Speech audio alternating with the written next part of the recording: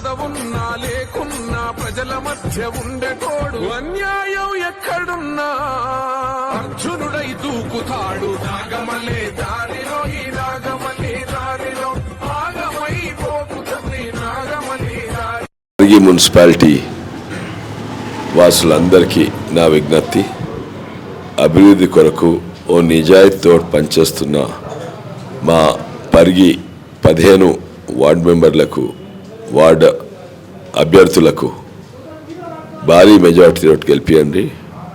ఇక్కడ నేనుంటా, ఢిల్లీ నుంచి ఇప్పుడు కేంద్ర ప్రభుత్వం ఉంటుంది.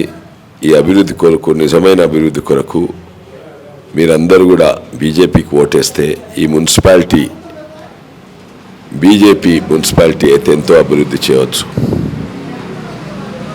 కనీసము మెయిన్ అపోజిషన్గా ఉండాలి, ఎందుకంటే మేమే గొంతెత్తగలుగుతాము. ఆ 2 పార్టీలు కుంభక్కైనాయి, టీఆర్ఎస్ బీఆర్ఎస్, అక్కడక్కడ ఎంఐఎం తోటి 3 పార్టీలు కుంభకు. వాళ్ళు MIM party, TRS BRS Congress 3 కూడా కుటుంబ పార్టీ, 3 కూడా ముస్లింల పార్టీ. నిజంగానే దేశానికి కొరకు, ధర్మానికి కొరకు మీరు మా అభ్యర్థులను గెలిపియండి. మీరు పరిగిల్లే చూడండి.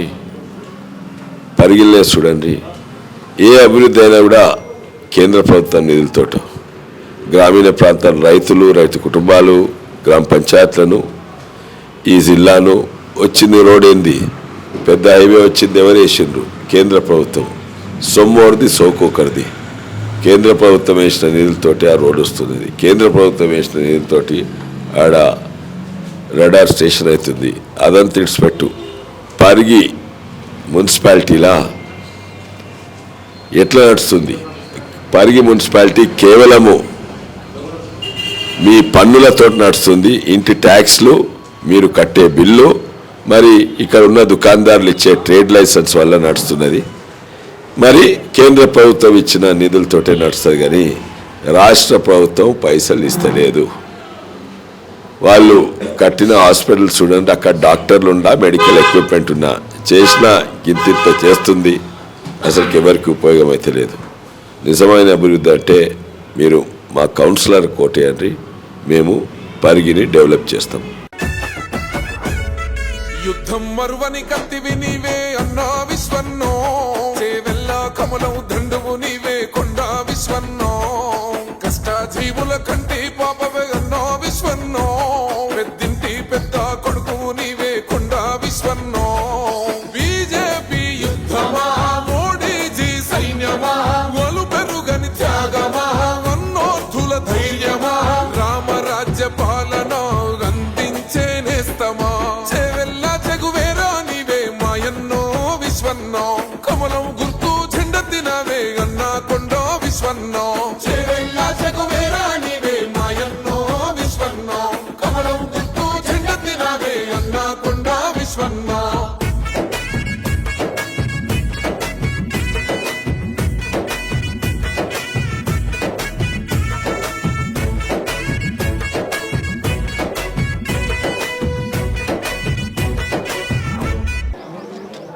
మోడీ అభ్యర్థి, బీజేపీ పార్టీ అభ్యర్థి సురేఖ గారికి 17వ వార్డుల నేను ఇంటింటికి మా నాయకులందరితో పోయి ప్రచారం చేస్తున్నాం.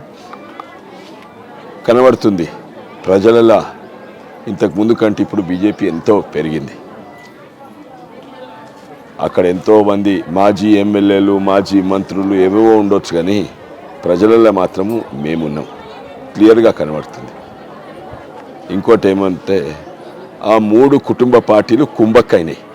ఆ ఎంఐఎం, అటు కాంగ్రెస్, ఇంకా టీఆర్ఎస్ బీఆర్ఎస్, ఆ 3 కుటుంబ పార్టీలు కుంభక్కైనాయి. అటు రాష్ట్రంలో కుంభక్కైనాయి, కొన్ని జాలు ఇక్కడ వార్డు లెవెల్లో కూడా కుంభక్కైనాయి. బీజేపీ పార్టీ ఓ జాతీయ పార్టీ, దేశానికి ధర్మానికి కొట్లాడే పార్టీ బీజేపీ పార్టీ.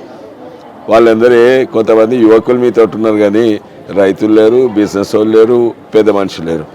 నేను నిన్ననే ఓ పెద్ద మనిషిని అడిగిన, చక్కగా కన్నం కూడా పడతలేదు, పాంఫ్లెట్స్ పెడితే ఆయన ఎవరు అన్నట్టు తెలుస్తలేదు. నేను అడిగా, మీరు మోడీకి ఓటేస్తారంటే అవును, దేశ రక్షకుని ఆయన కోటేయకుంటే ఇంకెవరు కోటేస్తాము? ఒక పెద్ద మనిషి ముసలం ఆయన అడిగిన ఆమె అంటాడు ఆ బియ్యం ఇచ్చిన ఆయన కోటేస్తేందుకేమో.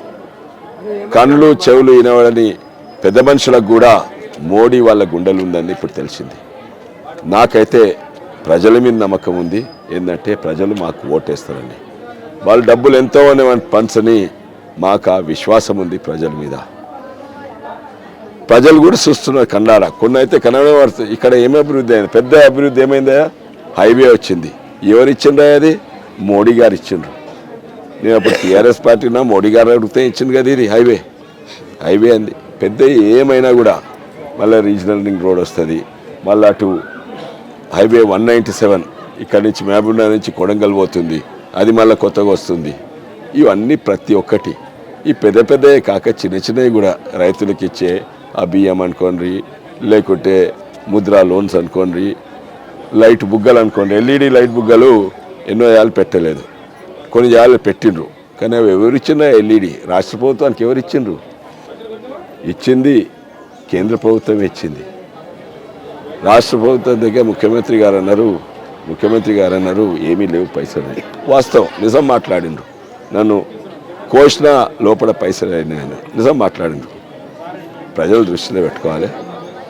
అదే కాక నేను 4-5 సార్లు కలెక్టర్ తోటి అందరూ ప్రభుత్వ అధికారులు అన్ని డిపార్ట్మెంట్లతో మీటింగ్ పెట్టిన. అట్లే మున్సిపల్ కమిషనర్లు వాళ్ళతో కూడా పెట్టిన. నేను అడిగిన తాండూరు, వికారాబాద్, పరిగిల మీకు మున్సిపాలిటీ నడుస్తున్నందుకు పైసలు ఎక్కువ వస్తాయి. మొట్టమొదటి ఏం చెప్పినా తెలుసా? మన ప్రజలు ఉంటారు కదా, ప్రజలు కట్టే ఇంటి ట్యాక్స్, తర్వాత మన వ్యాపారస్తులు దుకాణము ట్రేడ్ లైసెన్స్, దాని మీద నడుస్తుంది. ఎంత అంటే పరిగికి 2.5 కోట్లు వస్తాయి. అరే 2.5 కోట్లతో ఏం సరిపోతుంది అంటే, అదే కాక మాకు కేంద్రం నుంచి నిధులు వస్తాయి. అరే ఎన్నో వస్తున్నాయి కదా. మళ్ళీ రాష్ట్రం నుంచి అవును ఉన్నది, వాళ్ళు మ్యాచింగ్ బడ్జెట్ ఇవ్వాలి కానీ చక్కగేదు. మళ్ళీ ఉల్టా బాకీ ఏంటంటే మన పరిగి మున్సిపాలిటీ బాకీ ఉంది, కరెంట్ బిల్ కడతలేరు. మన ఇంటి కరెంట్ బిల్ కట్టకుండా ఏం చేస్తారు? ఇక్కడ మున్సిపాలిటీ వాళ్ళ చేతుల, అక్కడ ఇంతకుముందు ప్రభుత్వం వాళ్ళ చేతుల, ఇప్పుడు కూడా వాళ్ళు కాంగ్రెస్ ప్రభుత్వం మాఫైనా చేయమని కరెంట్ బిల్లు. అదే కాదు, రాష్ట్ర ప్రభుత్వము పరిగిని ఆదుకోవాలి. ఇప్పుడు ఉల్టా పరిగి ప్రజలు రాష్ట్ర ప్రభుత్వాన్ని ఆదుకుంటున్నది. ఎందుకంటే ఇక్కడ పరిగి ప్రజలు పెట్రోల్ డీజిల్ ఓపించుకుంటే దాని మీద పన్నులు డైరెక్ట్ రాష్ట్ర ప్రభుత్వం పోతుంది. ఇక్కడ ఎంత పాతోడు అందరినీ తాగుబోతులు చేసిండ్రు. ఆ తాగుబోతులు తాక్కుంటా ఇంత ఎక్సైజ్ కూడా కడతారు. ఆ ఎక్సైజ్ పరిగి నుంచి మొత్తము రాష్ట్ర ప్రభుత్వం పోతుంది. అక్కడి నుంచి ఇంత వస్తలేవు. అయితే పరిగి రాష్ట్ర ప్రభుత్వాన్ని ఆదుకుంటుందా, లేకుంటే రాష్ట్ర ప్రభుత్వం పరిగిని ఆదుకుంటుందా? అది ఇంతకుముందు దోసుకున్నోడు తండ్రి కొడుకులు చేస్తలేరు, ఇప్పుడు ఉన్న ముఖ్యమంత్రి గారు కూడా చేస్తలేరు. బీజేపీ ప్రభుత్వం వస్తే ఇప్పుడైతే కేంద్రం నుంచి ఆదుకుంటాము, రేపెల్లుండి రాష్ట్రంలో కూడా వస్తాము. కానీ ముఖ్యంగా ఇక్కడ మన కౌన్సిలర్లను, మన మున్సిపాలిటీలో మన కౌన్సిలర్ గెలిపించే అవసరం ఉంది. నన్ను గెలిపించిండ్రు కానీ నన్ను ఢిల్లీ పంపించిండ్రు. ఇక్కడ నిజమైన ఢిల్లీ అంటే ఎంతో మొత్తమంతా ఎంపీ ల్యాడ్స్ ఉంటాయి, కానీ నిజమైన అభివృద్ధి అంటే ఇక్కడ కట్టే పన్నులు ఇక్కడ ఖర్చు పెట్టాలి. మళ్ళీసారి అందరికీ విజ్ఞప్తి ఏంటంటే మా అభ్యర్థులను అందరినీ కూడా గెలిపియండి, మేము మీ కొరకు పనిచేస్తాం. నేను అభ్యర్థులకు కూడా చెప్పిన, గెలిస్తే నా ఎంపీ ల్యాడ్స్ 10 లక్షలు ఇస్తా అని చెప్పిన.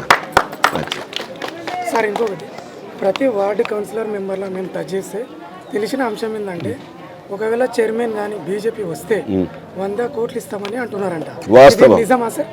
ఆల్రెడీ ప్రతి ఏడాది అమృత్ స్కీమ్ కింద ఇచ్చాము. ఉదాహరణగా శంకర్పల్లి ఇప్పుడు ఆల్రెడీ మొన్న 30 కోట్లు ఇచ్చినాము. తప్పనిసరిగా ఇస్తామా? 100 కోట్ల కంటే తక్కువ ఇయ్యం.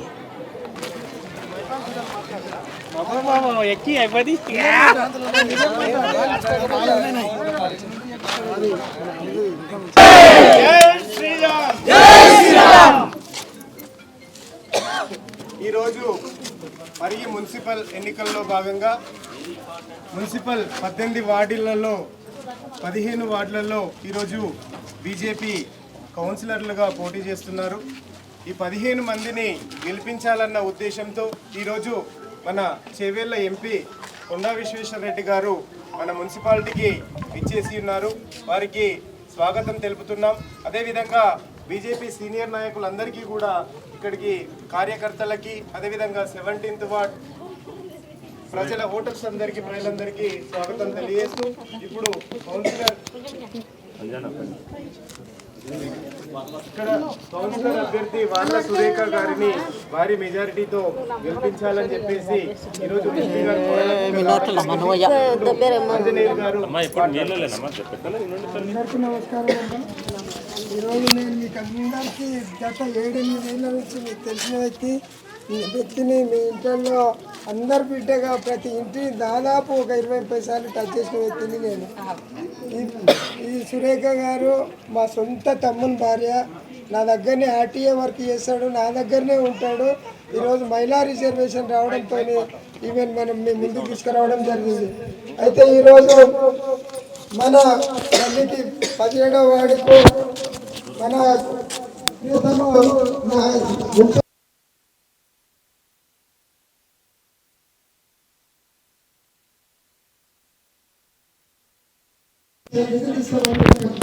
ఈరోజు ఈ వార్డులో ఎన్నో సమస్యలు, సాయంత్రం ప్రాంతాల్లో వర్షాకాలం అది ఒక పెద్ద సముద్రంలాగా మారుతుంది. ఈ పరిగిలో పెద్ద సమస్య ఉన్నటువంటి కాలనీ ఏదైతే సాయంత్రం కాలనీ. ఈ హౌసింగ్ బోర్డులో కొన్ని దోమలు, కుక్కలు అట్లాంటివి ఉన్నాయి. వాటి గురించి కూడా మేము అటువంటి సమస్యలు. అదేవిధంగా ఇంద్రనగర్లో ఈరోజు అక్కడ వాటర్ సమస్య ఉన్నది. మొదటగా గెలిచిన వెంటనే అక్కడ పోరేపించి అక్కడ ఉన్న వినాయక షెడ్ల విషయంలో అక్కడ ఉన్న పోతరాజ్ మన దేవాలయం ఉన్నది. ఆ దేవాలయంలో నా వంతు కృషి కంపల్సరీ ఉంటుంది. నేను అక్కడ పోరు ప్రత్యక్షంగా ఎంపీ గారి నిర్ణయం ద్వారా మొదటగా అక్కడ పోరేపించి వాటర్ సమస్య తెలుస్తాను. అదేవిధంగా అక్కడ మన సిటీ సైనా కాలనీలో కొన్ని మోరీలు, అక్కడ వినాయక మంటపాలు, అమ్మవారి మంటపాల విషయాలు చాలా సమస్యగా ఉన్నది. వాటి విషయంలో అక్కడ ఎక్కువ వైశ్యాస్ ఉంటారు. వాళ్ళకు మనం